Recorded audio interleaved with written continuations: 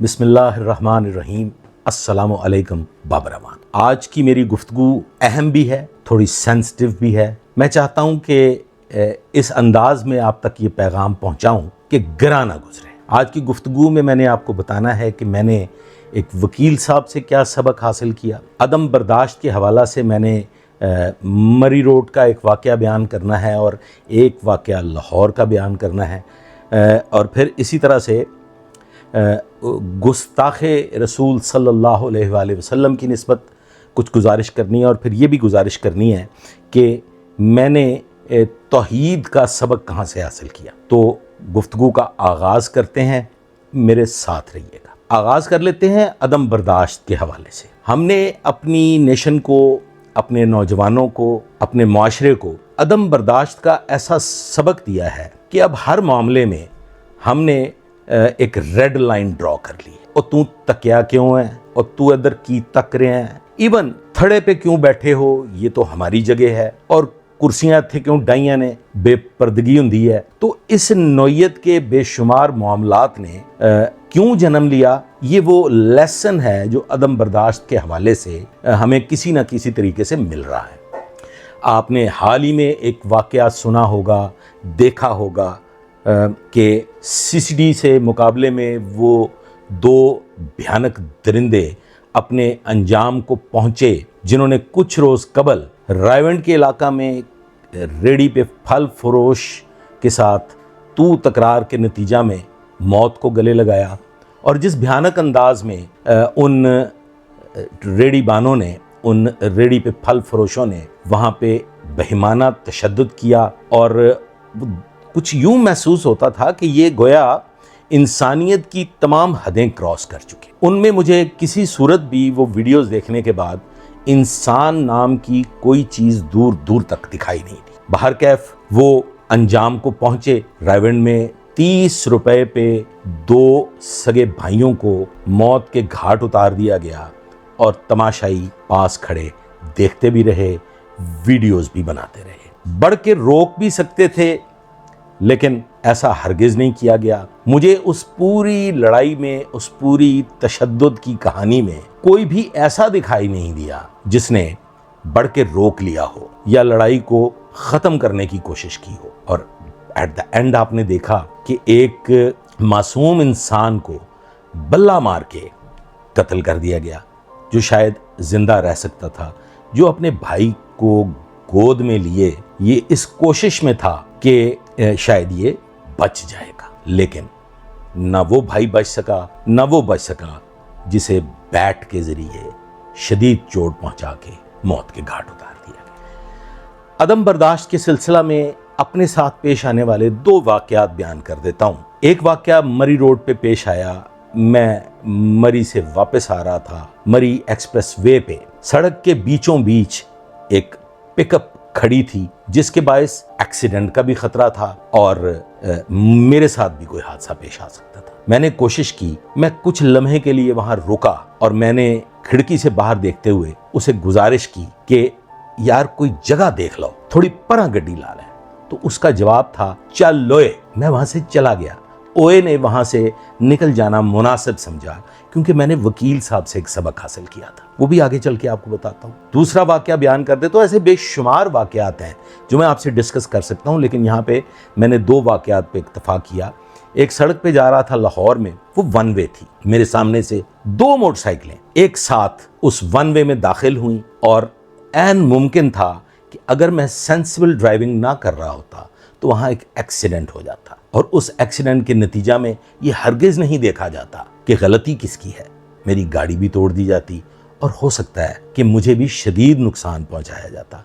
मैंने कोशिश की कि उन नौजवानों को रोक सकूं, मना कर सकूं कि ये गलत है, और उनमें से एक मोटरसाइकिल सवार को मैंने अपना पैगाम पहुंचाने की कोशिश भी की, और मैं कामयाब भी हुआ। मैंने उसे कहा कि यार देख के चलो, यहाँ पे एक्सीडेंट हो सकता था। तो उसने भी वही जवाब दिया जो मुझे मरी रोड पे सुनने को मिला कि चल लोए। अब ये जो चल लोए है ना, ये हमारी अना की कौन सी हिस्स को तस्कीन पहुंचाता है, ये मुझे आज तक समझ नहीं आ सका। यहाँ पे मैं अर्ज कर देता हूँ कि मेरे अंदर बर्दाश्त कहाँ से पैदा हुई। मैं हाई कोर्ट जा रहा था और बड़ी जल्दी में था, वक्त گزر رہا تھا کہ ایک صاحب اپنی گاڑی پہ میرے آگے آگے جا رہے تھے، نہ مجھے دائیں سے گزرنے دے رہے تھے نہ بائیں سے گزرنے دے رہے تھے۔ باہر کیف میں نے کوشش کر کے ان کو سائیڈ سے دباتے ہوئے گاڑی کو آگے کراس کیا، اور میں شدید غم و غصے میں آگے بڑھ رہا تھا کہ اچانک وہی گاڑی نمودار ہوئی میری دائیں جانب، اور وہ وکیل کے لباس میں ملبوس تھے۔ انہوں نے مجھے اشارہ کیا۔ میں نے کہا کہ بھائی میں یونیفارم میں ہوں، اب یہاں پہ بہت بڑا فساد ہوگا، چونکہ ہم ہائی کورٹ کے مین گیٹ کے بالکل قریب پہنچ چکے تھے۔ ان وکیل صاحب نے کھڑکی سے باہر جھانکتے ہوئے مجھے کہا کہ بھائی جان ذرا ہنس کے وکھاؤ۔ وہ جملہ مجھے آج بھی یاد ہے۔ وہ ہنس کے وکھاؤ والا جملہ مجھ پہ اتنا اثر انداز ہوا کہ پھر میں نے بہت سے شدید ترین حالات میں بھی ہنس کے دکھانا شروع کر دیا۔ اب آگے آ جاتے ہیں۔ سی سی ڈی نے 30 روپے کی لڑائی پہ 2 نوجوان بھائیوں کو موت کے گھاٹ اتارنے والوں کو ان کے انجام تک پہنچا دیا۔ وہ اپنے ساتھیوں کی گولیوں کا شکار ہو گئے۔ اس پہ بہت سے اعتراضات سننے کو ملے۔ میں نے کچھ چیٹس دیکھیں، کچھ کامنٹس پڑھے جس میں یہ کہا جا رہا تھا کہ ہمارا عدالتی نظام تباہ و برباد ہو گیا ہے، اور اگر عدالتیں بہتر فیصلے کریں تو شاید یہ نہ ہو، اور یہ جو ہو رہا ہے یہ غلط ہے۔ میں یہاں گزارش کر دوں کہ سارے معاملات عدالتوں پہ ڈالنا انصاف نہیں ہے، زیادتی ہو جائے گی، اس میں ہمارے بھی قصور شامل ہیں۔ دیکھیں صاحبان، بات اس طرح سے ہے کہ پولیس کو ایویڈنس کے اعتبار سے جو ہم گواہی دیتے ہیں، جو ہم شہادت دیتے ہیں، اس کے اعتبار سے اتنی بے شمار مشکلات کا سامنا ہوتا ہے کہ شاید اس پہ اگر گفتگو کی جائے تو گھنٹوں گفتگو کی جا سکتی ہے۔ خود میرے ساتھ ایسے بے شمار واقعات پیش آئے جس میں لوگوں نے مدعی بننے سے صاف انکار کیا، ایویڈنس گواہی دینے سے صاف انکار کیا، اور ایسے بھی لوگ سامنے آئے جو اپنے مقدمات میں صلح کی طرف بڑھ گئے۔ نو ڈاؤٹ بعض معاملات ایسے ہیں جس میں شریعت کو مد نظر رکھتے ہوئے صلح کی طرف بڑھ جانا کوئی برائی نہیں ہے، لیکن جو ایول ہے، جو کروئلٹی کی آخری حدوں کو چھو لیتے ہیں، ان کے سلسلہ میں صلح کر لینا، خون بہا لے لینا، یا معاف کر دینا، یا خوف کے باعث معاف کر دینا، یا گواہی نہ دینا، یہ بھی کوئی اچھا رویہ نہیں ہے۔ کچھ غریب لوگ، کچھ کمزور لوگ، معاشرے کے ایسے لوگ جو سخت گیر طاقتور مجرمان کا سامنا کرنے کے قابل نہیں، وہ اپنی جان کی امان کی وجہ سے گواہی نہیں دیتے۔ تو یہ حکومت جو ہے، میں سمجھتا ہوں کہ ریاست فیصلہ کر سکتی ہے کہ کس نوعیت کے مجرم کو کس نوعیت کے انجام تک پہنچنا چاہیے۔ ہمارے معاشرے میں چونکہ عدالتی نظام میں مدعی مقدمہ شاید اس طرح سے پیروی کرنے کا اہل نہیں ہے، اس لیے میں سمجھتا ہوں یہ قابل تحسین اقدام ہے سی سی ڈی جیسے ادارے کا قیام، کہ کم از کم ایسے ادارے کے قیام سے بھیڑیے، ایسے جانور جو انسانیت کے لیے ایک بہت بڑا خطرہ بن چکے تھے اور ابھی بھی ایسے لوگ موجود ہیں، ان کو کیفر کردار تک پہنچانا ضروری ہے۔ اور یہ کوئی آسان کام نہیں ہے جناب والا، یہ آسان کام نہیں ہے۔ سی سی ڈی کے جو سرفروش یہ ذمہ داری سر انجام دے رہے ہیں تو وہ بھی اپنی جان پہ کھیلتے ہوئے یہ ذمہ داریاں ادا کر رہے ہیں، تو ان کے لیے میں سمجھتا ہوں کہ سٹینڈنگ اوویشن بنتا ہے کہ کیا وہ گوشت پوشت کے انسان نہیں، وہ بھی گوشت پوشت کے انسان ہیں، وہ بھی ہمیں جیسے انسان ہیں، اور کہتے ہیں کہ گولی ہر تھاں تو ننگ جاندی ہے۔ تو ان سرفروشوں کو، ان جانبازوں کو سلام پیش کیجئے جو ہماری بہو بیٹیوں کی عزت کی خاطر اتنے غیرت مندانہ اقدام کر رہے ہیں۔ ایک شخص نے اپنی دکان کا شٹر بند کر کے ایک معصوم بچی کی عزت پامال کرنے کی کوشش کی، وہ بھی اپنے انجام کو پہنچا۔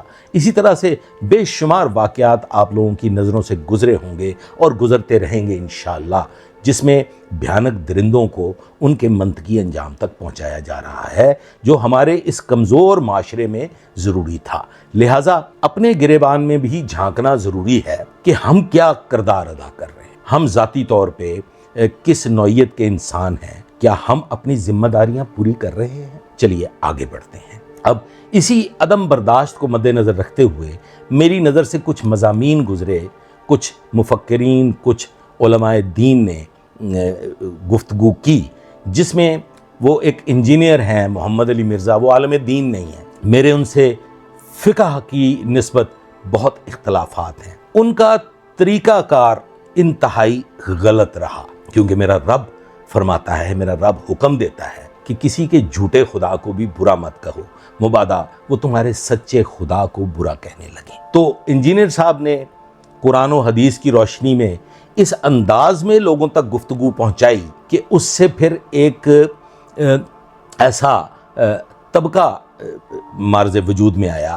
لوگوں نے اس کی رد میں اور پھر ان کی مخالفت میں بے شمار گستاخیاں بھی کیں۔ اور میں یہ سمجھتا ہوں کہ جب آپ اپنی فکر، اپنے عقائد کو تعلیم کرتے ہیں، لوگوں تک پہنچاتے ہیں، تو آپ کے رویے اتنے معصومانہ اور اتنے شائستہ ہونے چاہیے کہ وہ بات لوگوں کے دلوں میں گھر کر جائے۔ اب انجینئر صاحب نے بے شمار لغزشیں ان سے ہوئیں، انہوں نے بے شمار ایسی گفتگو کی جو لوگوں کے دلوں میں بہت نفرتیں پیدا کر گئی۔ تو انجینئر صاحب نے جو ایک اچھا کام کیا، میں نے ان کی تمام لغزشوں کو ایک سائڈ پہ رکھتے ہوئے صرف ایک بات جو ہے میں وہ یہاں عرض کرنا چاہوں گا کہ میرا جو سیکٹ ہے، میں سیکٹ کے اعتبار سے اہل بیت کا محب ہوں، میں سیکٹ کے اعتبار سے اہل بیت کا جانثار ہوں، میں آل محمد صلی اللہ علیہ وآلہ وسلم کا جانثار بھی ہوں، میں ان سے بے پناہ محبت بھی کرتا ہوں، اور اس کے ساتھ ساتھ میں کچھ ایسی غلطیوں میں بھی مبتلا تھا جو میں سمجھتا ہوں کہ بحیثیت مسلمان مجھے شاید آج وہ شرکیہ محسوس ہوئیں، اور میں نے تمام تر چیزوں کو کہ اگر اہل تشیع کوشش نہ کرتے، اگر اہل تشیع بھرپور انداز میں کربلا کی وکالت نہ کرتے، اگر وکیل اہل بیت کے طور پہ شیعہ نے علی اگر پرچار نہ کرتے تو شاید آج لوگوں کو کربلا کا علم ہی نہ ہوتا۔ آج وہ دن آ چکا ہے۔ میں آپ کو اپنے بچپن کی، اپنے سکول کی ایج کے معاملات بتا دیتا ہوں، آپ کے گوش گزار کر دیتا ہوں کہ اس زمانے میں جب ہم سکول میں پڑھا کرتے تھے تو ایک لفظ بولا جاتا تھا، اوئے وہ شیعی، اوئے وہ شیعے نے۔ تو آج یہ لفظ جو ہے، اس دور میں یہ گالی تھی، آج گھر گھر میں پیغام پہنچ چکا ہے۔ آج کربلا کو لوگ سمجھ بھی رہے ہیں، کربلا کو پڑھ بھی رہے ہیں، اور کربلا لوگوں کے سینوں میں اور ذہنوں میں محفوظ ہوتی چلی گئی۔ آج ہزاروں کی تعداد میں علماء دین، ہر فقہ، ہر مکتبہ فکر سے تعلق رکھنے والے مجبور ہو چکے ہیں کہ وہ اہل بیت کی، آل محمد صلی اللہ علیہ وآلہ وسلم کی اہمیت، ان کے تقدس کو لوگوں تک پہنچائیں، اور وہ انشاءاللہ تعالیٰ پہنچ کے رہے گا۔ ایک دن آئے گا جب سب پکاریں گے ہمارے ہیں حسین۔ محمد علی مرزا صاحب کی تمام تر لغزشوں کے باوجود، ان کی تمام تر ناقص گفتگو کے باوجود، جو سبق میں نے ان سے حاصل کیا وہ تھا توحید۔ مجھے الہ پرست، اللہ کے قریب کرنے والی شخصیت ڈاکٹر اسرار، مولانا اسحاق صاحب، اور اسی طرح سے کچھ اور جید علماء کے علاوہ جو نمبر 1 پہ جو شخصیت آتی ہیں وہ ہیں محمد علی مرزا۔ میں ان کو قطعاً ڈیفینڈ نہیں کروں گا کہ انہوں نے گستاخی کی یا نہیں کی۔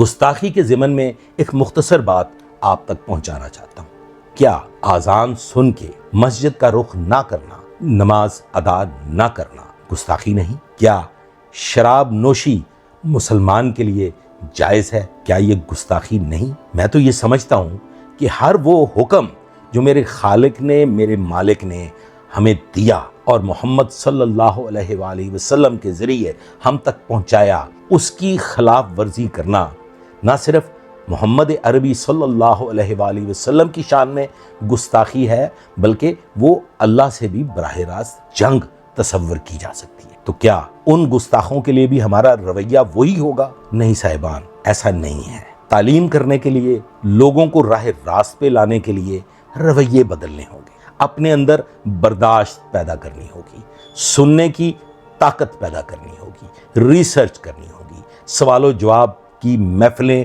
منعقد کرنی ہوں گی، اور وہاں پہ ہمیں اجازت دینی ہوگی اپنی نوجوان نسل کو بھی، طالب علموں کو بھی، مفکرین کو بھی، کہ وہ اپنے تمام تر سوالات جو ذہنوں میں جنم لیتے ہیں اس میں اگر کچھ شرک سے متعلق نہ ہو تو وہ کھل کے بیان کرے، کیونکہ واحد ذات خالق کائنات مالک کل کی ہے کہ جس کی نسبت آپ کو سوال کرنے کی اجازت نہیں۔ اللہ کو ہمیں آنکھیں بند کر کے سر جھکا کے وحدہ لا شریک تسلیم کرنا ہے، اس کی گنجائش موجود نہیں۔ ہم سب کو سیرت نبی صلی اللہ علیہ وآلہ وسلم پر عمل کرتے ہوئے اپنی نوجوان نسل کو یہ تعلیم کرنا ہوگا کہ برداشت، حوصلہ، صبر اور تحمل کو شعار بنائیں، اپنے اندر سیرت نبوی محمد مصطفیٰ صلی اللہ علیہ وآلہ وسلم کو اتنا گھر کر لیجئے،